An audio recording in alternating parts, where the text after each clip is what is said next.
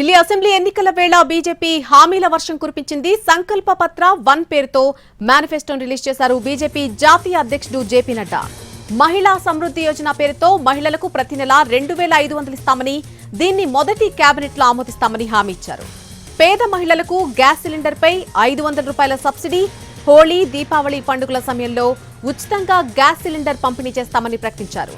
గర్భిణీ స్త్రీల కోసం 21,000 నగదిస్తామని హామీ ఇచ్చింది పార్టీ. ఢిల్లీ బస్తీల్లో 5 రూపాయలకే భోజనం అందించేందుకు అటల్ క్యాంటీన్లు ఏర్పాటు చేస్తామని చెప్పింది బీజేపీ. గతంలో మేనిఫెస్టోలు ప్రకటించే వారిని ఆ తర్వాత ప్రకటించిన వాళ్లు కూడా మర్చిపోయారని జేపీ నడ్డా విమర్శించారు. బీజేపీ సంకల్ప పత్రాతో మేనిఫెస్టోలను ప్రకటించడమే కాకుండా వాటిని నిజం చేసి చూపిస్తుందని చెప్పారు. బీజేపీ చెప్పింది ఖచ్చితంగా చేస్తుందని, చెప్పనిది కూడా చేస్తుందని అన్నారు. మోడీ గ్యారంటీ అంటే అమలయ్యే గ్యారంటీ అని వెల్లడించారు.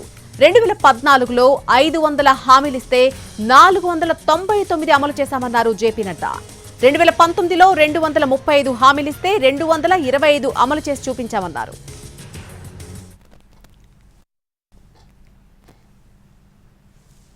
बारह वीक से बढ़ा करके 26 वीक्स किया है। और मैं आपसे ये जरूर कहना चाहूंगा कि मैंने बहुत जल्दी में बोल दिया 12 सप्ताह से 26 सप्ताह, लेकिन this is not an ordinary decision.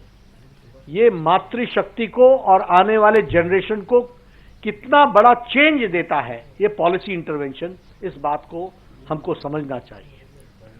और उसी तरीके से अभी हम लोगों ने तय किया है कि हम भारतीय जनता पार्टी के संकल्प में इस बात को जोड़ते हैं कि महिला समृद्धि योजना के तहत प्रति माह 2500 रुपये महिलाओं को दिया जाएगा।